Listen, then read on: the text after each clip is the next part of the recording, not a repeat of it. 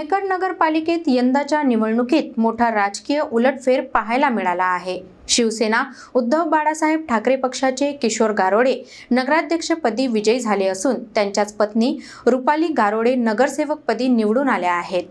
मेहकर नगरपालिकेच्या निवडणुकीत यंदा काँग्रेसच्या दीर्घकालीन सत्तेला जोरदार धक्का बसला असून राजकीय इतिहासात नवा अध्याय लिहिला गेला आहे। शिवसेना उद्धव बाळासाहेब ठाकरे पक्षाचे किशोर गारोडे यांनी काँग्रेसचे माजी नगराध्यक्ष कासम गवडी यांचा तब्बल 1237 मतांनी पराभव करत नगराध्यक्ष पदावर दणदणीत विजय मिळवला आहे। या लढतीत शिंदे गटाचे अजय उमाडकर यांना तिसऱ्या क्रमांकावर समाधान मानावे लागले।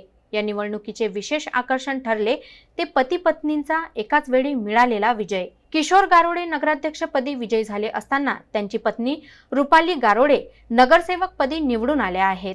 त्यामुळे मेहकर नगरपालिकेत पती आणि पत्नी एकत्र काम करण्याचा योग जुळून आला आहे। यंदाच्या जिल्ह्यातील निवडणुकांमध्ये हा प्रकार चर्चेचा विषय ठरला असून मेहकरसह बुलढाण्यातील बैंडवाल दाम्पत्याचाही विजय विशेष उल्लेखनीय ठरला आहे।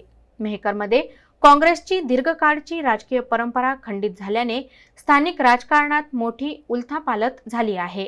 उद्धव सेनेने किशोर आणि रुपाली गारोडे यांच्यावर दाखवलेला विश्वास मतदारांनी सार्थ ठरवला आहे। आता शारगंधराच्या नगरीत हे पती पत्नीचे नेतृत्व शहराच्या विकासासाठी कितपत प्रभावी ठरते याकडे सर्वांचे लक्ष लागले आहे।